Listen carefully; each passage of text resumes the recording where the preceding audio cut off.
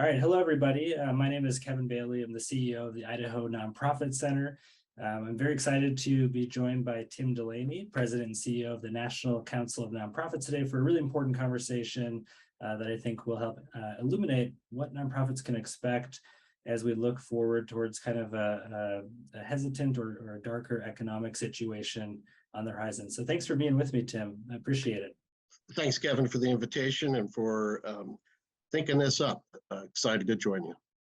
Yeah, so as we know, we've all lived it. The last couple of years have been really challenging for nonprofits, to say the least. Unfortunately, those challenges are not over yet for nonprofit leaders. We're in the midst of some pretty significant inflation. The R word has been thrown around economically, a looming recession. The stock market is down. With that, a thought around donors perhaps dropping off from major gifts and things of that nature. But for those of you not familiar, the National Council of Nonprofits is North America's largest network of nonprofits, and Tim Delaney has the great perspective of having been in leadership role during the 2008 recession. So I wanted to ask him a few questions about how nonprofits can prepare for a potential recession, or at least for gloomier economic days. So with that, let's jump into some questions. Tim, before we get into how nonprofits can prepare for a recession, let's talk big picture about the last recession back in 2008. How did nonprofits fare back then? Well, you just, in the background there, suggested that it was good that I have this experience, and it certainly didn't feel good at the time. I arrived in July of 2008, and if you recall, it was in August when the economy just started cratering. And it certainly didn't feel like a good time to be here as the new CEO. The entire country was in free fall. I just remember looking at the faces of some of the government officials who were trying to work out of the economic crisis that our country was in, and being able to detect attempts at bravery, but also seeing through the mask that they were fearful. And the books they've written since then reveal that was the case. And they were fearful in part because the banking system started collapsing. Bear Stearns and several other banks, Fannie Mae and Freddie Mac and others, were in essence going out of business suddenly. And it was frightening. And as a consequence, people started losing their jobs. At one point, 10% of Americans were unemployed. When people are unemployed, they need extra help. So they went to nonprofits seeking that help. But as the demand for our services were going up, the amount of resources were going down. And it was cattywampus. We really were in a world of hurt. As a consequence, a lot of nonprofits were suffering. They kept trying to deliver services, but we were aware of some situations where some nonprofit CEOs were taking out second, sometimes third mortgages on their house in order to make payroll at their nonprofit. And almost all those involve situations with governments, where governments were not paying the nonprofits according to the contracts that they had entered into with those nonprofits. So nonprofits were having to foot the bill up front, pay for all that, expecting to get paid, and then not being paid for sometimes up to 18 months. And that just created great problems. The other big factor was that governments, state and local, were also suffering. And so that they really couldn't help either. So everything was in this downward spiral. Yeah, that's really good insight, Tim. So with that knowledge in mind, how can nonprofits approach maybe contingency planning when it seems like a fundraising decline could be on the near-term horizon, especially as we look out and there's some uncertainties in the stock market, there's some uncertainties in terms of what that economic future at a macro level looks like. And nonprofits are not immune to those trends. So what are some ways nonprofits can approach that contingency planning? The first place to start is temporal, and meaning now. Now is the time to start, if you haven't already, to look out on the horizon to recognize that things can change. But we're also looking at a situation where it's fluid and no one knows for certain. A few weeks ago, recession was almost guaranteed. Now, not so much, and yet inflation is still there. And so, whichever way things break, nonprofits have got to be prepared so that we're there to take care of the people in our local communities. And one of the things is to recognize that it's really not the large donors that we have to worry about the most. These individuals usually have enough resources that they can stay afloat, and it's not of as much concern to them. Certainly, they look out; they're not foolish with their money, but they have the ability to continue giving. But they will continue to give only if the nonprofits that have worked with them in the past keep them informed. So we all need to reach out to all of our funders, the big ones, the middle ones, the smaller ones, and let them know what you're doing and why it matters in your local communities. And so a lot of it is communications. Yeah, that's great advice, Tim. So along with that advice, what other types of messaging has worked with those kind of donors, to call them back into action at a time when, we feel like as a sector, we need them more than ever. And especially when thinking about this coming so-called COVID cliff, where federal funds are running out. Nonprofits have relied on, to some degree, especially in human services, on those funds to meet that increased demand, and maybe over the next year or two, for sure, those funds will deplete. So how can we call those major donors back into action?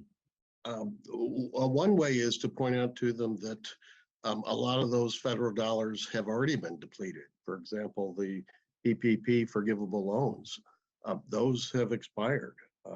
Some of the charitable giving tax incentives have expired, and that's why many of us are going up to Capitol Hill to have them renewed.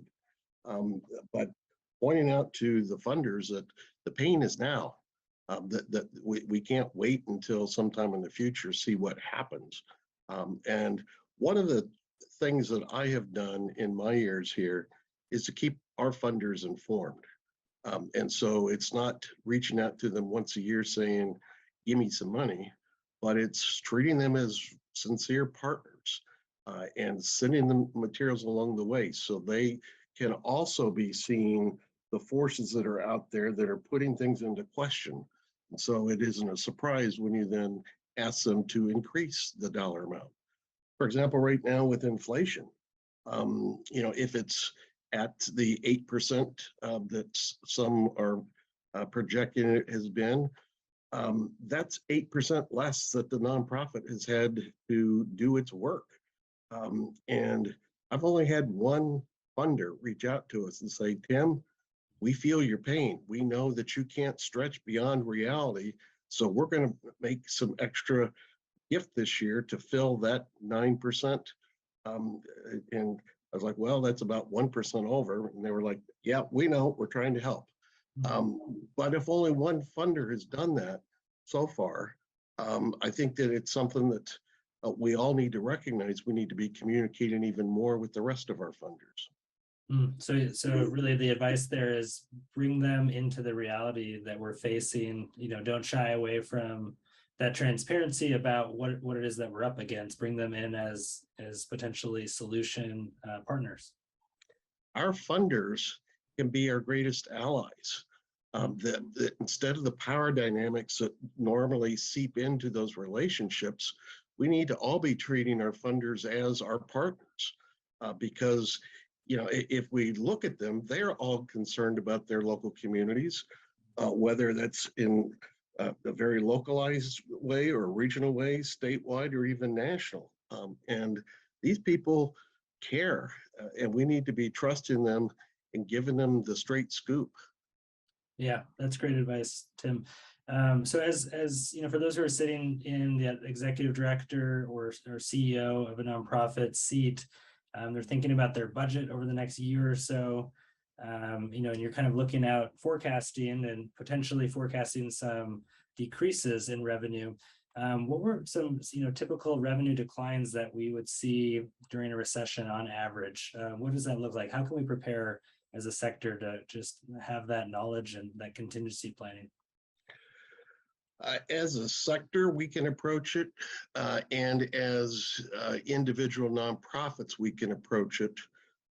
But we really can't say with great certainty that this is exactly what's going to happen. My crystal ball of past experiences isn't deep enough, and in part because there are 1.4 million charitable nonprofits in our country. Each has a slightly different business model. Some rely heavily on foundation support, others on government support, others on individuals, others on fee for services or member dues. And so each of those can be influenced by the various forces, not only the economic forces, but also some of the political forces and cultural forces at play in your region. And so that there is no one complete answer. But I will say that there are some things that we can anticipate based on past experiences. And if the recession is long and bad, like the Great Recession that went for 18 months, and it was deep, sudden, scary, nobody anticipated it. And as a consequence, there was a lot of suffering. And some of that suffering came about because the federal government stepped forward in 2009 and made heavy investments in industries. It bailed out Wall Street and the banks $700 billion, and then an almost equal amount that got distributed to automotive and insurance and manufacturers, et cetera. And then the state and local governments were depleted. Their tax revenues, because people had lost their jobs, there wasn't as much spending, their tax revenues went down. And it didn't go down for 1 year, it went down for multiple years. And after that initial injection of money at the federal level, the federal government became very stingy and started cutting a lot of things back with austerity budgets. And then at the state and local levels, we saw even more significant challenges with governments not paying nonprofits or not paying them on a timely basis. We also saw a lot of local governments try to impose taxes on nonprofits that are by law tax exempt. And so they tried to connive their way around it by saying, well, these are payments in lieu of taxes. So you're not really paying taxes. We just want you to give an equal amount as you would. And so there were a lot of different schemes to try to get money out of nonprofits because they didn't fully appreciate the fact that our stone had no more soup in it that they could try to wring out. And so there were a lot of problems with that. Another thing that's important in all that, Kevin, is a lot of people I found are unaware of where the nonprofit sector as a whole gets its revenue. Most of us normally think, oh, it comes from donors or it comes from foundations. And again, for every nonprofit, it's a little different. But as a whole, the charitable nonprofit community earns about half of our money through fees for services. I think in terms of tuition for universities and room and board at universities where people are paying. Think in terms of payments to hospitals to deliver the baby or to help with the heart attack. And so there's a huge chunk of money there. Another third comes from government contracts and grants. And the word grants is one that's often misconstrued with people thinking it's the government just giving money away to nonprofits. It's not the case. We all have to sign some sort of agreement that in exchange for the grant money, we will provide certain level of services, all of which you know, but I'm just trying to lift up. And then about 13% comes from donations from individuals, foundations, and corporations, with corporations giving less than 1% of the totality of what nonprofits need to work. Foundations giving about 3%, and the rest from individuals. And so a lot of attention gets focused on donors, individual donors, and many of us rely on those. But as a sector, we need to be focusing a lot more energy on helping the antiquated and often broken government contracting and grants processes to fix them, so that money for nonprofits that have already done the work don't have to subsidize government. Mm-hmm. Yeah, absolutely. I know a lot of our nonprofits in Idaho would very much agree with that statement. And speaking of Idaho, as well as the rest of the country, most nonprofits in our state are small, between less than $1 million of annual revenue, or if they are above that, they definitely have less than 20 employees on average.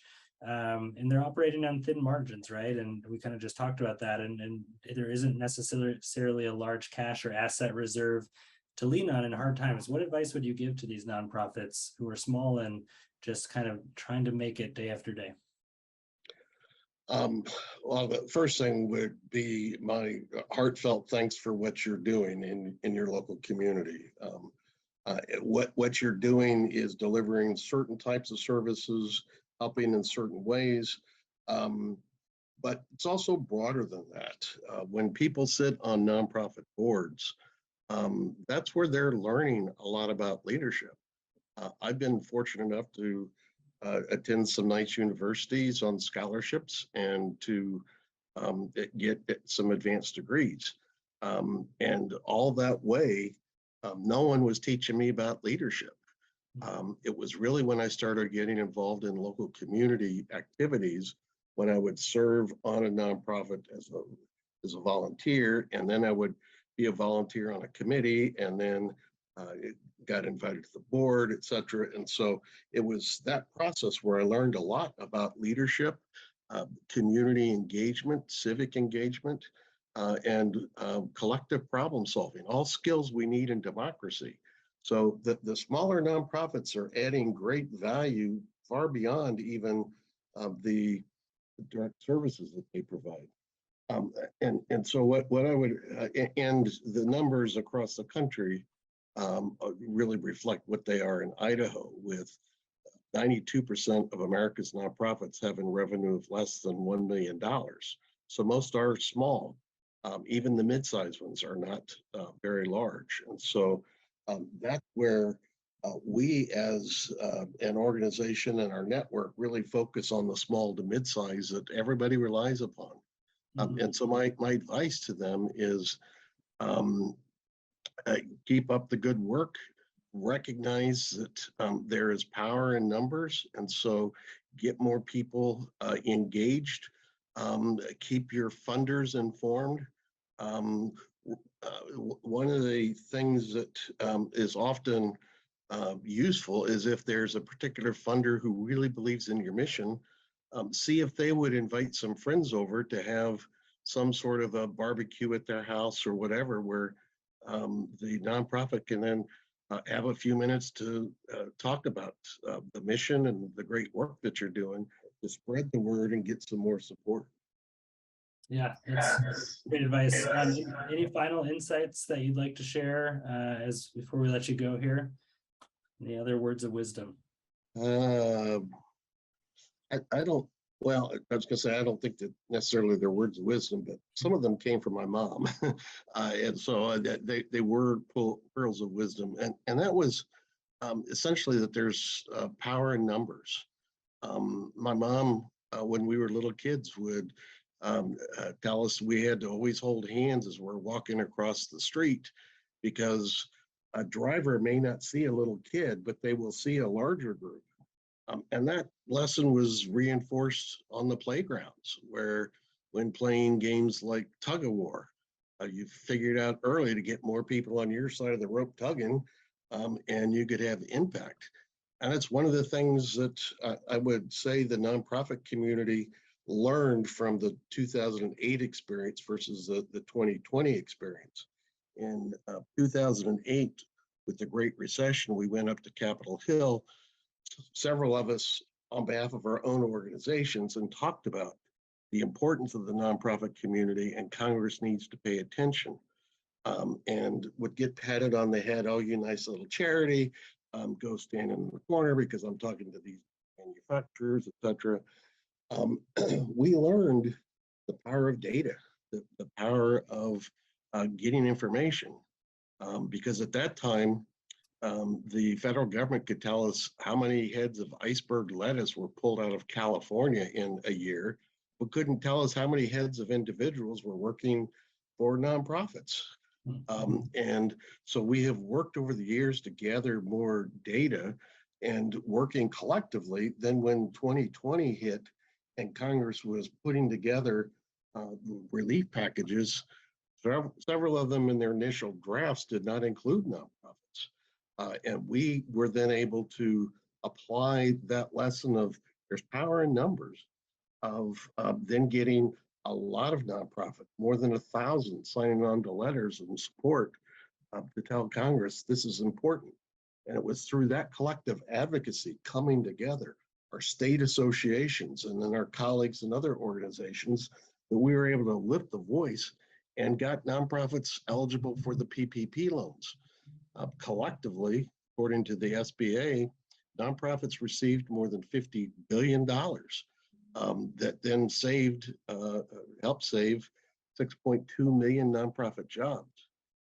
That's about half the workforce. Can you imagine how Americans would have survived the great needs of the worst of the pandemic without those 6.2 million nonprofits still providing services that they needed? And so it's really the power of the collective. And then to that, I would just add the importance of joining your state association of nonprofits. Certainly joining the Idaho Center, and you all are doing great work. Kevin, you have made a big difference in the last year. You have really put the center on the map. And we here in DC recognize your contributions, and we appreciate the leadership you provide. And you may not always see it, but you do some things there that we then try to mimic here. So thank you.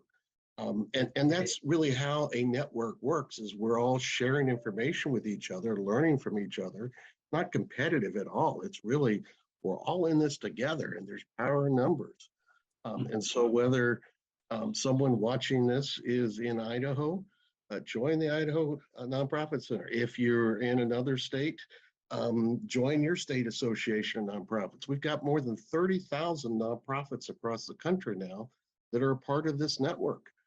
And so when they join in Idaho, they have relatives now in 30,000 relatives through the nonprofit community, from Maine to Hawaii and Alaska to Florida.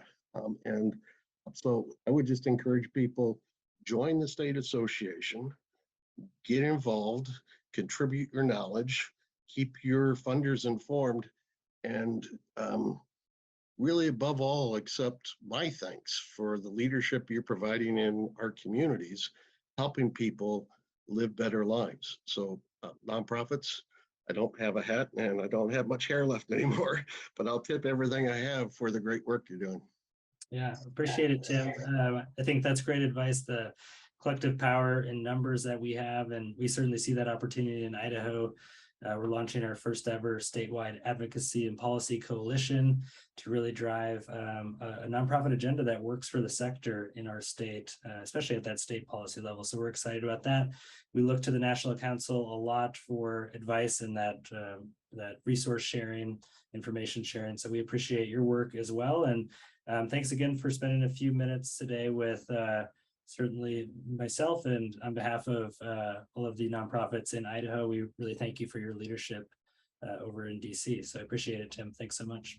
Thank you so much, Kevin. Have a great day.